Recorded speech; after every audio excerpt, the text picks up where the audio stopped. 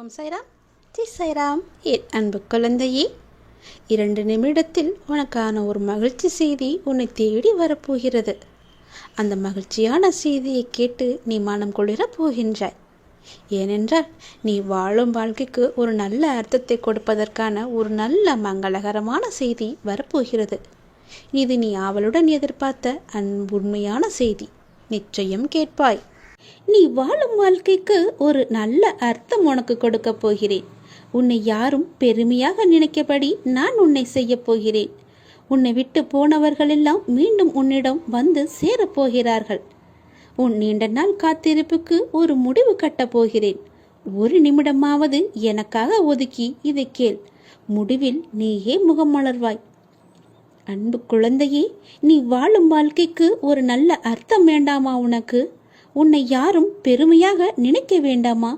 உன்னை விட்டு போனவர்கள் எல்லாம் மீண்டும் உன்னிடம் வந்து சேர வேண்டாமா? ஏன் இப்படி இருக்கிறாய்? இது அனைத்துமே விரைவிலேயே நிறைவேறப் போகிறது.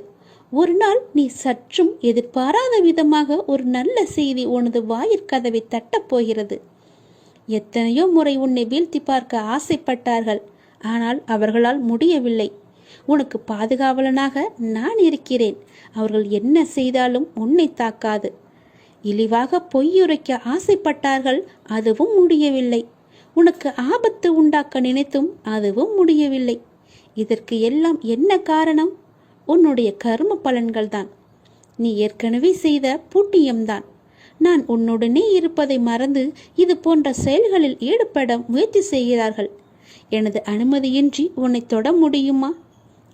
முடியாது. உன்னை சுற்றி பாதுகாப்பு வளையமாக என்னுடைய அதிர்வாளிகள் உன்னை சுத்தி இருந்து கொண்டே இருக்கின்றன. நான் எல்லோரிடமும் நன்றாக தானே பழகி கொண்டிருக்கிறேன். யார்தான் எனக்கு இப்படி செய்வது என்ற மனக்குழப்பத்தில் இருக்கிறாய் அல்லவா? யார்தான் செய்வது என்ன காரணம் என்ற யோசனையில் இருக்கிறாய் அல்லவா? வேறு யாரும் இல்லை. உன்னை சுற்றி நல்லவர்களை தவிர மற்றவர்களுக்கும் இடம் கொடுத்திருக்கிறாய் நீ. இதை தவிர உனக்கு நம்பிக்கை வேறு இல்லை. எதிலுமே முதலில் உன்னை மாற்றிக்கொள்ள நீ பழகிக்கொள். எது நடந்தாலும் முதலில் உனக்கு உன் மீதே நம்பிக்கை வேண்டும். அது உன்னிடம் குறைவாக இருக்கிறது. பிறகு நடக்கப் போவதைக் கண்டு நீயே ஆச்சரியமாக பார்க்க போகிறாய். நான் உன்னை அழைக்கின்றேன். நீ என்னை நோக்கி வா. விரைந்து வா. நான் அழைத்தால் மட்டுமே உன்னால் வர முடியும். எப்போது உன்னுடைய காலடி இந்த சீரடி மண்ணில் படுகிறதோ அக்கணமே உனது கர்ம பலன்கள் அனைத்துமே விலகி உன் கஷ்டங்கள் அனைத்துமே உன்னை விட்டு ஓடி ஒளியும். நான் இருக்கிறேன். நீ கலங்காதே. நீ அழைத்தால் நானே வருவேன். இப்போது நான் உன்னை அழைக்கிறேன். நீ என்னை நோக்கி சீரடியில் என்னை பார்க்க சீரடிக்கே நீ வா. சீரடிக்கு வரும் வாய்ப்பை நான் உனக்கு கொடுத்து விட்டேன். உனக்கு நான் கொடுப்பதை எவராலுமே தடுக்க முடியாது. உனக்கானதை உரிய காலத்தில் கொண்டு வந்து உன்னிடமே சேர்ப்பேன். நீ என்னுடைய பிள்ளை. உனக்கானதை கொடுப்பதற்காகத்தான் சீரடிக்கு உன்னை வரவழைக்கப் போகிறேன். சீக்கிரம் வா. என்னை நம்பி வந்த உன்னை நான் என்றும் கைவிட மாட்டேன். உனக்கும் உன் குடும்பத்திற்கும் நானே பாதுகாவலன். இனி உன்னை பற்றியோ உன் குடும்பத்தை பற்றியோ நீ கவலைப்படாதே. எல்லாம் நான் பார்த்துக் கொள்கிறேன். என் அன்பு குழந்தையே, நீ முதலில் மனதை அடக்கு. மனம் தடுமாறுகிறது. எப்போதும் அலைப்பாய்ந்தபடியே இருக்கிறது. இதை அடக்கி நிலைப்படுத்தும் வழி என்ன? நம் மனம் எப்பொழுதும் எதை பற்றியேனும் சிந்தித்துக் கொண்டே இருப்பதால் தெளிவான முடிவுகளை எடுக்க முடியாமல் தடுமாறும். குறிப்பாக சின்ன சின்ன விஷயம் அவ்வப்போது நடக்கும். அதை பற்றியே பெரிதாக விரிவுபடுத்தி பார்ப்பதுதான் மனதின் இயல்பு. உதாரணமாக, யாராவது நம்மை திட்டிவிட்டால் பதிலுக்கு நம்மால் திட்ட முடியாத போது நேரில் கூனி குறுகிவிட்டு அவருக்கு பின்னால் அவரை மனதிற்குள் அதிகமாக திட்டுவது போல், அடிப்பது போல, கொள்வது போல கற்பனை செய்து தன்னை ஒரு பெரிய கதாநாயகனாக காட்டிக்கொண்டு ஒரு பெரிய கதையை பின்னிக் கொண்டிருப்போம். பொறாமை, சந்தேகம், அவமதிப்பு, கோபம், பயம், அவமானம், பேராசை, தற்பெருமை, கட்டுப்படுத்த முடியாமல் வளவளவென பேசுதல் போன்ற உணர்ச்சிகள் நம்மை தாக்கும் போது மனம் அதிலேயே உழன்று அதில் ஏதோ தீர்வை காண்பது போல தன்னிலே உழன்று கொண்டிருக்கும். உணர்ச்சியை கட்டுப்படுத்த முடியாத போது அதை வெளிப்படுத்தி விடுவோம். மற்ற சமயங்களில் எல்லாமே மனதிற்குள் தான் அரங்கேற்றமாகும். இதனால் தான் மனம் நிலை கொள்ளாமல் தவிக்கிறது. இதை அடக்க வேண்டும். எப்படி அடக்குவது? முழுமையாக அந்த எண்ணங்கள், சிந்தனைகள் உங்களை கடந்து போகட்டும் என விட்டுவிட வேண்டும். கண்களை மூடி அமைதியாக இந்த நிகழ்வுகள் முடியும் வரை நீங்கள் உட்கார்ந்திருங்கள். கரையான்கள் புற்றிலிருந்து புறப்படுவதை போல இந்த எண்ணங்கள் மனதிலிருந்து புறப்பட்டு சென்ற பிறகு மனதில் ஒரு வெற்றிடம் தோன்றுவதை உங்களால் உணர முடியும். இந்த வெற்றிடம் துவக்கத்தில் ஒரு சிறு வினாடிகள் வரை நீடிக்கும். இதையே பழக்கப்படுத்தினால் ஒரு சில நிமிடங்கள் தொடரும். காலப்போக்கில் நிமிடங்கள் மணிக்கணக்கில் ஆகும். இந்த எண்ணங்களை கட்டுப்படுத்ததான் மூக்குக்கு மேலே புருவ மத்தியில் ஒரு கற்பனை உருவத்தை கொண்டு வந்து நிறுத்தி கொண்டு அதில் பார்வையை செலுத்துவார்கள்.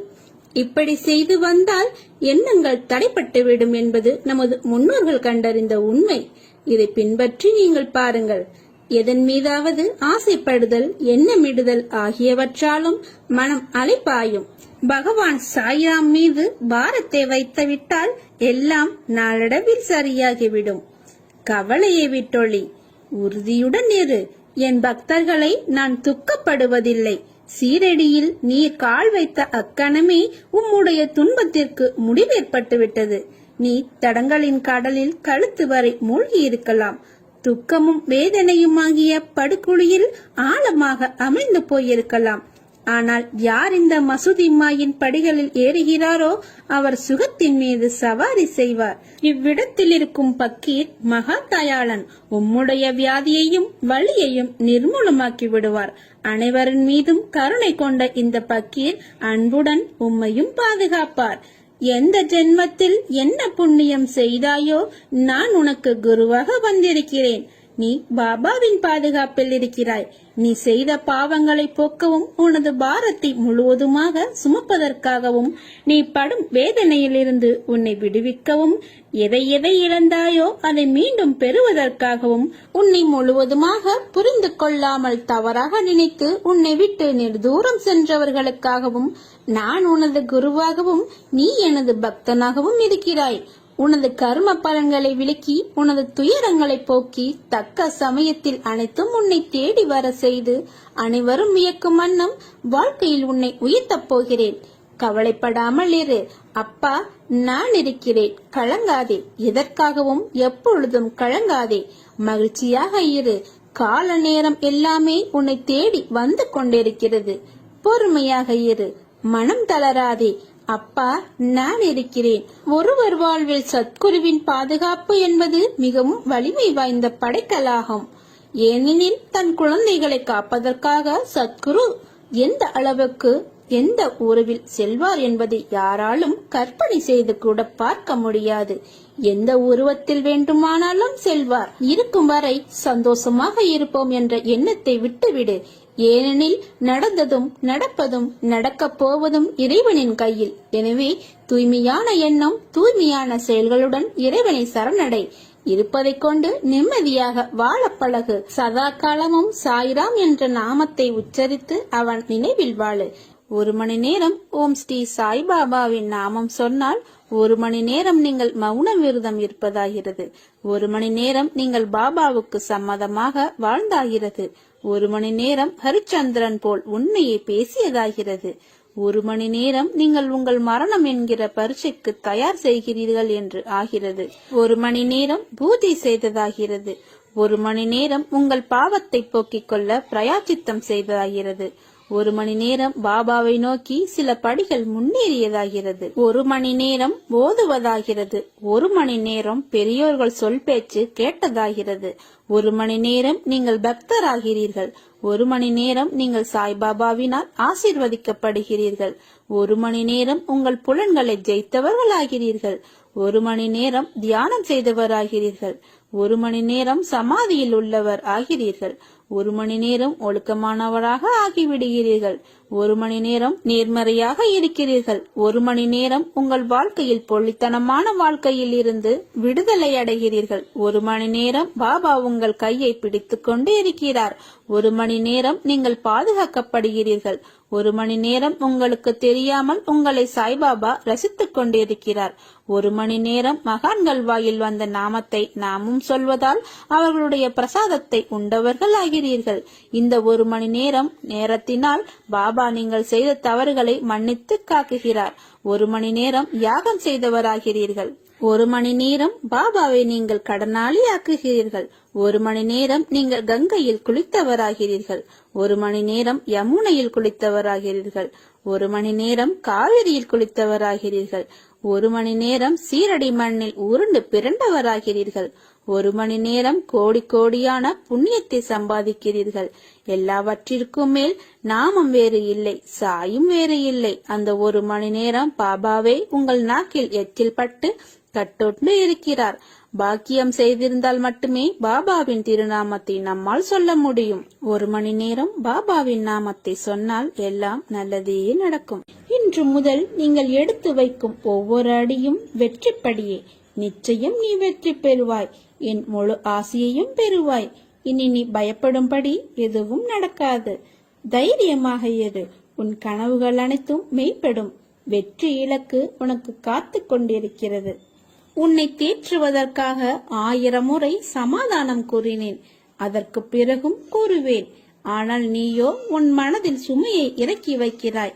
அதே சமயத்தில் சில மணி நேரத்தில் அதையே மீண்டும் சுமக்கிறாய். மறுபடியும் புலம்புகிறாய். எதற்கு நான் பார்த்து கொள்ள மாட்டேனா? உன் சாயப்பா மீது நம்பிக்கை இல்லையா? உனக்கான அனைத்தும் நான் சரி செய்து பார்த்து கவனித்துக் கொண்டு வருகிறேன். நீ என் மீது நிறைய அன்பு வைத்துள்ளாய் என்பது எனக்கு தெரியும். நீ ஜென்ம ஜென்மமாய் என்னுடைய உயிராய் இருக்கும் என் குழந்தை. உன்னை சரி செய்வது என்னுடைய பொறுப்பு. உன்னை ஒருபோதும் வேதனைப்படுத்த மாட்டேன். உனக்கு இன்றைய நாள் வரை நண்பர்கள் காயப்படுத்தி இருப்பதை மட்டும்தானே நீ அறிவாய். ஆனால் உண்மையான நோக்கம் உன்னை காயப்படுத்துவதல்ல. அவர்கள் உன் அன்பை ஒரு பொருட்டாக கூட மதிக்கவில்லை என்று நான் சொல்கிறேன். உன்னை கேலி பொருளாக மற்றவர்களிடம் சிரித்து உன் அன்பை அலட்சியப்படுத்தியதின் வழி அதனோடு விட்டார்களா? நீ உரிமையாய் கோபம் கொண்டதை மற்றவர்களிடம் உன்னை அவர்கள் சித்தரித்து சொன்ன விதத்தால் அவர்கள் முன் நீ கோபம் கொண்டவர்களாக தெரிய வைத்து உன் பெயரையே கெடுத்தார்கள். பொது நண்பர்கள் அறிமுகம் கிடைத்ததனால் உன்னை அலட்சியம் செய்து பேச வைத்தார்கள். எதற்கு இது என்று அமைதியாக இருந்தாலும் உன்னை விடாமல் வந்து காயப்படுத்தி பதம் பார்க்கிறார்கள். அவர்கள் நம்பிக்கைக்கு உரியவர்கள் அல்ல என்பதற்காகத்தான் உனக்கு சில விஷயங்களை புரிய வைத்து அவர்களிடமிருந்து உன்னை நான் விலக்கினேன். இனிமேல் எல்லாம் நல்ல நேரம்தான். உனக்கு அவர்களிடம் இப்படி பேசாமல் இருக்கிறோமே, இது சரியா என்றுதானே யோசிக்கிறாய்? இது முழுவதும் சரிதான். உனக்கு இந்த அமைதிதான் நிம்மதி தரக்கூடியது. நீ போகும் பாதையை நான் தான் வழிகாட்டுகிறேன். அதனால் இது சரியா தவறா என்று ஒருபோதும் நீ யோசிக்காதே. நான் துணை நின்று உன்னை பாதுகாப்பேன். என் உயிரான குழந்தையே, வாழ்வில் உனக்கானது ஒன்று உன்னிடம் வந்து சேரும் காலம் வந்துவிட்டது. நீ எதிர்பார்த்ததை விட ஒரு நல்ல வாழ்க்கை உன்னை வந்தடையும். என்னை மீறி உன்னிடம் எதுவும் நெருங்காது. வாடின பூக்களாய் இருந்தாலும் உன் தந்தையான நான் உன்னிடம் அதை மலர்ந்த புத்துணர்வுடன் என் ஆசீர்வாதங்களுடன் உன்னிடம் தருவேன். உன் அத்தனை காயங்களுக்கும் மருந்தாய் எனது அருள் உன் மனதில் நிரம்ப பண்ணுவேன். நீ வைரக்கல். உன்னை வடிவம் கொண்டு வெளிச்சத்தின் பேரொளி போல் வீசவி நான் உனக்கு இவற்றையெல்லாம் நிகழ்த்துகிறேன். நீ உன்னில் பார்க்கும் அனைத்துமாய் அகிலத்தின் ரூபமாய் நான் என்றும் இருப்பேன். உன் சாயப்பாவின் வார்த்தை உனக்கான இரத்த ஓட்டத்தை போல என் நாவிலிருந்து தோன்றப் போகிறது. நீ என்று என்னை சாயப்பா என்று அழைத்து உன்னிடத்தில் நான் என்ற சொல்லுக்கு எல்லாம் சாய்தேவா என்ற அர்த்தத்தை கண்டாயோ, அன்று முதல் நீ என் உயிரான பொறுப்பு. நீ என் பிள்ளை. நீ என்னிடம் நீ அடம்பிடிக்கலாம், கோபப்படலாம், சண்டையிடலாம், எது வேண்டுமானாலும் செய்யலாம். முழு பொறுப்பையும் உரிமையும் நான் உன்னிடம் தந்திருக்கிறேன். திசை தெரியாமல் அலைந்து திரிந்து கொண்டு இருந்த உன்னை இன்று எனது நேரடி பார்வையில் வைத்திருக்கிறேன். தன்னம்பிக்கையோடு இரு. எதிர்பார்த்தது கிடைக்கவில்லை என்றால் எதிர்த்து போராடு. பயந்து ஒளியாதே. எதற்காகவும் பயப்பட வேண்டிய அவசியமில்லை. ஆசை, இன்பம், துன்பம், துயரம், இதற்கு முடிவே இல்லை. இதையெல்லாம் தாண்டி வந்தால்தான் நீ தேடி வந்த அற்புதமான சுகங்கள் உனக்கு கிடைக்கும். அன்று என்னை முழுவதுமாக நீ புரிந்து கொள்வாய். விரும்பிய வாழ்க்கையை நீ புரிந்து கொண்டு பிறகு ஏற்றுக்கொண்டு அனைத்தையும் சகித்துக்கொண்டு கடந்து வந்து விட்டாய். இனி கவலை எதற்காக இந்த பயம்? நான் இருக்கிறேன். எவ்வளவு வேதனை, எவ்வளவு துயரங்கள், இதிலிருந்து நீ மீண்டு வந்திருக்கிறாய். உன்னை நான் கைவிடுவேனா? இனி நடக்கப் போவதை பார்த்து வியக்கப் போகிறாய். தைரியமாக இரு, ஜெயிக்கப் போகிறாய். உன்னை தேடி நான் வரப்போகிறேன். நீ என்னை வரவேற்க தயாராக இரு. உன்னை மகிழ்விக்கவே நான் வருகிறேன். உன் கர்ம பலன்களை விளக்கி உன்னை அனைவரும் வியக்கும் வண்ணம் உன்னை உயர்ந்த நிலைக்கு கொண்டு செல்ல போகிறேன். கவலைப்படாமல் இரு. என்னை வரவேற்க தயாராக இரு. உன்னை தேடி நான் வரப்போகிறேன். உன்னை நான் பாதுகாப்பேன். அதுவரை பொறுமையாக நம்பிக்கையோடு இரு. நம்பிக்கைத்தான் வாழ்க்கை. நல்லதே நடக்கும். ஓம் சாய்ராம். எவ்வித கஷ்டங்கள் வந்தாலும் கவலைப்படாமல் பொறுமையாக உன்னுடைய வேலையை பார். கஷ்டங்களை எல்லாவற்றையுமே நான் தவிடு பொடியாக ஆக்கிவிடுகிறேன். வாழ்க்கையில் உனக்கான காலம் நெருங்கி வந்து கொண்டிருக்கிறது. எனக்கு நிறைவான வாழ்க்கை அமையும் பாக்கியம் இருக்கிறதா என்று ஏக்கத்துடன் என்னிடம் கேட்கிறாய் அல்லவா? உன் தந்தை, உன் அப்பா, உன் சாயப்பா உன்னை கண்டு கொள்ளவில்லை என்று நினைத்து கொண்டுதானே என்னிடம் நீ கோரிக்கையாய் வைத்துக் கொண்டிருக்கிறாய். உனக்கானது என்பது இனிமேல் நீ கேட்டு கிடைப்பது என்பதை விட உனக்கான என் அன்பாய், அரவணைப்பாய், ஆசீர்வாதங்களாய் நான் உனக்கு அளிக்கிறேன். ஆரோக்கியமான வாழ்க்கையும் உனக்கு கொடுக்கிறேன். எல்லா விதமான மங்களங்களையும் சுபிச்சக்களையும் நான் உனக்கு தருகிறேன். இந்த குருவின் ஆசீர்வாதங்களோடு நீ நிறைவாக வாழப்போகிறாய். இது சத்தியம். நீ கேட்டியது எல்லாமே கிடைக்கப் போகிறது. உன்னுடைய வாழ்க்கையே போர்க்களம் போல் காட்சி அளிக்கின்றது. விடுகின்ற விடியல் காலை என்று தெரிந்தும் உன்னுடைய மனம் வேதனையுடன் இது என் வாழ்க்கைக்கான விடியலா என்ற தெளிவு இல்லாமலேயே மரத்து போன மரக்கட்டையாய் மனித வடிவில் உள்ளேனே என்ற ஏமாற்றங்களுடன் நீ வாழ்ந்து கொண்டிருக்கிறாய். கவலைப்படாதே என்னுடைய குழந்தையே. நீ வேண்டியது நிச்சயமாக கிடைக்கும். நான் உன்னை ஏமாற்ற மாட்டேன். என் சாயப்பாவிடம் வேண்டி இவ்வளவு நாட்கள் ஆகிறதே, எதுவும் நடக்கவில்லையே என்று நீ உன்னை நீயே போட்டு குழம்பிக் கொள்ளாதே. உனக்கு நான் இருக்கிறேன். உன் சாயப்பா நீ வேண்டியதை நிச்சயமாக நிறைவேற்றி தருவேன். உன்னுடைய ஆசையை நான் நிறையாசையாக்க விட மாட்டேன். கவலைப்படாமல் சந்தோஷமாகவே இரு. என்னுடைய குழந்தையின் மனதில் உள்ள அனைத்தையும் படிக்க தெரிந்த எனக்கு உனக்கு எது நல்லது என்று செய்ய தெரியாமல் இருக்குமா? நான் உன் சாய்தேவா உன்னிடத்தில் உயிராய் இருக்கிறேன் அல்லவா? அது உனக்கே நன்றாக தெரியும். எந்த ஒரு நியாயமான சூழ்நிலைகளையும் நான் உனக்கு உருவாக்கி கொடுப்பேன். என் பிள்ளையும் அது போலத்தான் நியாயமாகத்தான் இருக்க வேண்டும் என்பதுதான் என்னுடைய ஆசை. என் ஆசையை நீ நிறைவேற்றுவாயா? உன் அப்பா உன்னுடைய ஆசையை நிச்சயம் நான் நிறைவேற்றுவேன். நீ யாருக்குமே சிறிதளவு கூட தடையாகவோ தொந்தரவாகவோ இருக்காதே. நீ மனது வைத்தால் உனக்குள் இருக்கும் எல்லாவற்றையுமே நீ சரி செய்துவிட முடியும். நம்பிக்கையோடு நான் கூறும் வார்த்தைகளை எல்லாவற்றையுமே பின்பற்றி வா. இது உனக்கான நல்ல வாக்குதான். அதை நான் என்றும் தப்பாக உனக்கு சொல்லிக் கொடுக்க மாட்டேன். என் வாக்கு என்றுமே பார்த்து பார்த்து நான் ஒவ்வொருவருக்கும் செய்து கொடுப்பேன் என்ற வாக்குறுதி அது. நான் பார்த்து கொள்கிறேன். எல்லாவற்றையுமே என் மீது சுமத்திவிடு. உனக்கு வேண்டியது அனைத்துமே நிச்சயமாக நிறைவேறும். உன் அப்பா நான் அதை நிறைவேற்றி தருவேன். வாழ்க்கையில் எல்லோருக்குமே ஒரு தேடல் இருக்கும். அது போன்றுதான் உனக்கான தேடலும் உன்னிடம் வந்து தேரும். அந்த தேடல் உன்னை நோக்கி வந்து கொண்டே இருக்கிறது. நாம பாபாட்ட எப்படி வேண்டணும், எப்படியெல்லாம் வேண்டலான்னு நான் சொல்றேன். இறைவா எங்களுக்கு நற்கதிக்கான வழியை சொல்லுங்கள். இறைவா எங்களுக்கு தேவைக்கேற்ப வருமானம் வர வழிவகுத்து கொடுங்கள். இறைவா நோய் நொடி இல்லாமல் எங்களை காப்பாற்றுங்கள். இறைவா இல்லறத்தில் நல்லறம் காக்க எங்களுக்கு நீங்கள் உதவுங்கள். இறைவா நல்லோர் தொடர்பை ஏற்படுத்துங்கள். இறைவா நற்சான்றோன் மத்தியில் நல்ல ஒரு உயர்வை தாருங்கள். இறைவா நம்பிக்கை துரோகிடமிருந்து விடுதலை தாருங்கள். இறைவா உண்மை தத்துவத்தை எங்களுக்கு போதியுங்கள். இறைவா, எங்கள் பாவத்தை கழித்து உத்தமனாக இருக்க எங்களுக்கு நீங்கள் உதவி புரியுங்கள். இறைவா, நாங்கள் காமத்தில் மூழ்காமல் மனதில் ஞானத்தை கற்பியுங்கள். இறைவா, தன்னை தான் அறிவதை தெளிவடைய செய்யுங்கள். இறைவா, பிறரை மன்னிக்கும் குணத்தை எனக்கு அழியுங்கள்.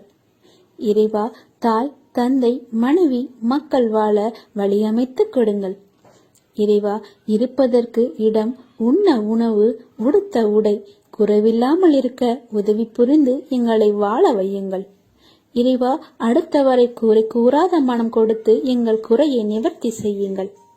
இறைவா, மனதில் என்றும் சத்திய தர்ம செயல் நிலைக்க எங்களை வாழ்த்தி அருளுங்கள்.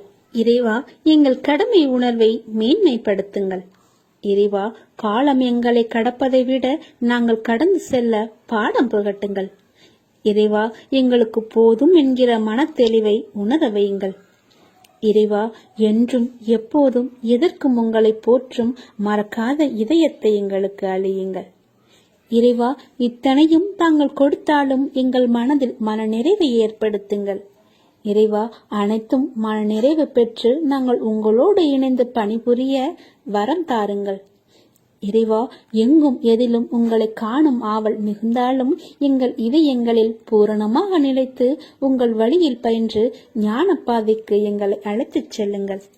இறைவா, எனக்கு ஏற்ற என் படிப்புக்கேற்ற வேலையை தாருங்கள்.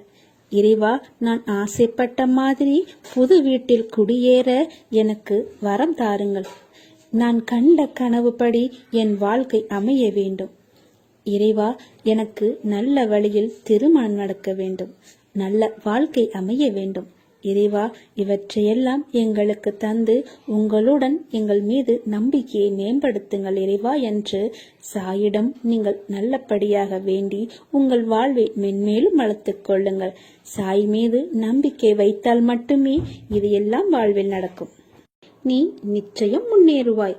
உன் மனதில் எதிர்காலத்தை பற்றிய பயம் இருந்தால் அதை தூக்கி எறிந்துவிடு. உன் வாழ்வை நான் ஒளிர செய்கிறேன். உனக்காக நான் இருக்கிறேன். துன்பத்தை கண்டு களைத்து விட்டேன், எழுந்து நிற்க முடியவில்லை என்று தோல்விக்கு நீயே உன்னை அழைத்துச் செல்கிறாயே. ஏன், எதற்காக அப்படி செய்கிறாய்? உன்னால் முடிந்த அளவு போராடு என்று நான் கூற மாட்டேன். உன் மனம் திட்டமிட்ட லட்சியத்தை முடிக்கும் வரை போராடு என்கிறேன். தற்போதைய துன்பத்தை நினைத்து உனக்கான வருங்காலம் பொக்கிஷமாய் அமையப் போகிறது என்ற ஒன்றை மட்டும் உன் மனதில் நிறுத்திக்கொள். எல்லாம் நன்மைக்கே. விரைவில் புதிய அத்தியாயம் உன் வாழ்வில் நடைபெறும். காத்து கொண்டு இரு. உனக்கு பிடித்த ஒன்றை நான் தரப்போகிறேன். உன்னை கேலியாக பேசுகிறார்கள், உனக்கான மரியாதை கொடுக்கவில்லை என்று நீ வருந்துகிறாய். எல்லாவற்றிற்கும் நிச்சயம் காலம் பதில் சொல்லும். உன்னுடன் நான் இருக்கிறேன். உன்னை ஒருபோதும் நான் தாழ்ந்து போகும்படியோ கை ஏந்தவோ நான் விட மாட்டேன். இது என்னுடைய வாக்கு. வாழ்க்கையில் இன்னும் எத்தனை நாட்கள் நீ மெழுகுவர்த்தியாய் இருக்க போகிறாய்? மற்றவர்களுக்காக மட்டுமே நீ கரைகிறாயே. உன் வழிகள் உனக்கு பெரிதாக தெரியவில்லையா? நீ உன்னை அந்த நிலைக்கு ஆக்கியவர்களிடம் மீண்டும் அதே போல நீ பேசி பழகுகிறாயே. அவர்கள் உன்னை காயப்படுத்தினாலும் அவர்களுக்காக பாவப்படுகிறாய். உன் அன்பு அவ்வளவு வலிமை வாய்ந்தது என்பதை அவர்கள் உணரவில்லை. உண்மையை நீ உணர்ந்தால் நிச்சயம் உன்னை நான் அலட்சியப்படுத்தி இருக்க மாட்டார்கள். அடிமேல் அடிபட்டு இன்று உன் மனம் தாங்கும் சக்தியை எல்லாம் இழந்துவிட்டது. ஒட்டுமொத்த வழியும் இன்று ஒரே இடத்தில் சங்கமித்து உன்னை ரணப்படுத்தி உனக்காக நீ வாழும் நேரங்களை நிராகரிக்கச் செய்கிறது. அவர்களுக்காக அவ்வளவு யோசிக்கிறாய். கொஞ்சம் உனக்காக யோசி. நீ அன்பு கொண்டவர்கள் உன்னை காயப்படுத்தி விட்டார்கள் என்று உன் மனதை ரணப்படுத்திக் கொண்டிருக்கிறாய். ஆனால் என் பிள்ளை, நீ உன் ரணங்களை பார்த்து என் மனம் வெந்து போகிறது. கர்ம வினைகள் ஒருவருடைய வாழ்க்கையில் அவர்களை மட்டுமே வைத்து நடக்க வைப்பது இல்லை. அதை நீ அனுபவிக்க வேண்டும் என்றால் இன்னொருவர் மூலம் கூட நடக்கும். உனக்கு ஒருவர் கஷ்டங்களை கொடுத்தால் அவர்களை குறை கூறாதே. உனக்கு உன் கர்ம வினையை போக்கி உனக்கு வாழ்க்கையை உணர்த்துகிறார் என்பதை நினைவில் கொள். இப்படி ரணங்களை அனுபவித்த உன் மனம் பொறுமை இழந்து எதற்கெடுத்தாலும் கோபம், எரிச்சல் என்று உன் தன்மையை மாற செய்யவிட்டது. அதை சரி செய்ய உனக்காக நான் உள்ளேன். உன் தன்மை என்றும் மாறாது. நீயாக நிம்மதியான சூழ்நிலையில் வாழ வைப்பேன். இது என்னுடைய சத்திய வாக்கு. என் குழந்தையின் வாக்கை காப்பாற்ற நான் அதை நிச்சயம் செய்வேன். ஒன்றை மட்டும் நினைவில் வைத்துக்கொள். வெளிச்சம் இருக்கும் மெழுகுவர்த்தியை ஏற்றினால் அதற்கு அந்த இடத்தில் மதிப்பு இல்லை. வீணாக அது தன்னையே உருக்கிக் கொள்ளும். எவர் உன் துணை வேண்டுமென்று உன்னிடத்திற்கு உன்னை அன்புடன் நோக்கி வருகிறார்களோ அவர்களுக்கு மட்டும் நீ மெழுகுவர்த்தியாய் இருந்தால் போதும். மெழுகுவர்த்தியின் மதிப்பு இருட்டில்தான் தெரியும். அதை போலத்தான் துன்பம் என்ற இருள் எவருக்கு உள்ளதோ அவர்களுக்கு அந்த நேரத்தில்தான் உன்னுடைய மதிப்பு தெரியும். நிச்சயம் உன் அன்பை அலட்சியம் செய்தவர்களுக்கு நிச்சயம் உன்னை யார் என்று நான் புரிய வைப்பேன். அதற்காக நீயும் அவர்களை அலட்சியப்படுத்தி விடாதே. அமைதியாக பொறுமையுடன் சகித்துக் கொண்டே இரு. அதற்கான கூலியை நான் தருகிறேன். அதை நான் செய்கிறேன். எவனொருவன் பக்தியுடன் முழு உள்ளத்தையும் என்னிடத்தில் வைக்கிறானோ அவனது தேகம் மற்றும் ஆத்மாவிற்கு எந்த ஆபத்தும் வராது என்பதை நான் அவனுக்கு வாக்குறுதியாக தருகிறேன். நீ அவமானம் படும் போது அவதாரம் எடுக்க வேண்டும். வீழ்கின்ற போது விஸ்வரூபம் எடுக்க வேண்டும். உன் மனம் புண்படுகின்ற போது புன்னகை செய்ய வேண்டும். வாதாடுவதை விட்டுவிட்டு நீ வாழ்ந்து காட்ட வேண்டும். அனைவருக்கு முன்பும் நீ நிச்சயம் உயர வேண்டும். உன்னை யாரெல்லாம் தூற்றினார்களோ அவர்கள் கண்ணெதிரே நீ நன்றாக வாழ்ந்து காட்ட வேண்டும் அல்லவா? அதற்காகத்தான் நான் உன் கூடவே எப்பொழுதும் இருக்கிறேன். நிச்சயம் நான் உன்னை உயர்த்துவேன். எதற்காகவும் கலங்காமல் சந்தோஷமாக இரு. சத்குரு வாழும் காலத்தில் சத்குருவிடம் நெருங்கியவர்கள், பழகியவர்கள், சத்குருவுக்கு தொண்டு செய்தவர்கள் எல்லோருமே யாராக இருந்தாலும் அவர்களின் கண்கள், எண்ணங்கள் ஏதோ எதிர்பார்ப்போடுதான் இருந்தது. சத்குரு கடவுள் என்று அறிந்தும் சில நேரங்களில் சத்குருவை நினைக்க மறந்துவிட்டோம். சத்குரு பல வேலைகளை கொடுத்து எங்கள் கண்ணை கட்டிவிட்டார். நாம் ஏதாவது சத்குருவிடம் கேட்க நினைக்கும் போதெல்லாம் நம் கவனத்தை திருப்பிவிட்டு வேடிக்கை பார்த்தார். பல நேரங்களில் நம் மனதில் உதிக்கும் எண்ணங்களை ரசித்து பதிலும் அளித்து வந்தார். சத்குருவிடம் குழந்தைத்தனமாக கோபம் கொள்ளும் நேரத்தில் அரவணைத்து மென்மையாக நடந்து கொண்டார். சத்குரு கருணையின் வடிவம் அல்லவா? சத்குரு கோபத்தால் வார்த்தைகளை உதித்து நம் மனதில் உள்ள தீமையான எண்ணங்களை அகற்றி தூய்மையாக்குபவர். சத்குருதான் நீதி தேவன். சத்குருவிடம் அடி வாங்கியவர்கள் பாக்கியசாலிகள். சத்குரு கொடுக்கும் அடியானது உன் நரம்புகளை ஈர்க்க வைத்து மூளையில் இன்ப அதிர்ச்சி தந்து ஞான பாதைக்கு வித்திட்டவர். ஆம், இதுதான் உண்மை. இதில் சத்குரு நம் மீது உரிமை கொண்டு உள்ளதை நீங்கள் அறிந்தீர்களா? சத்குரு ஒவ்வொரு செயலை இயக்க வைக்கும் போதும், பரிபாஷையாக உணர்த்தும் போதும் பல விஷயங்களை அறியாமல் தவித்திருக்கிறோம். காலம் வரும்போது அறிந்திருக்கிறோம். நல்லவன் கெட்டவன் என்று பாரபட்சம் பார்க்காமல் எல்லோரையும் அவர் அரவணைத்தார். சத்குருவை நம்பியவர்கள் என்றும் மோசம் போவதில்லை என்பது நிச்சயம். சத்குரு ஞான தந்தையாக இருப்பதை பலர் அறியாமல் சத்குருவிடம் சுயநல பார்வையோடு அது இது வேண்டும் என்று கேட்கவே மனம் பிரயாசிப்பட்டு இருந்தது. ஞானத்தை போதிப்பவராக சத்குரு இருந்தாலும் ஞானம் அறிய யாரும் முற்படவில்லை. கஷ்டங்களை தெரிவிக்கவே மனம் துடித்தது. சத்குருவிடம் ஞான பாதையை அறிந்தவர்கள் சத்குருவிடம் நெருங்கவில்லை. போதனை முடிந்து ஏகாந்திர நிலையில் எங்கெங்கோ சென்று விட்டனர்.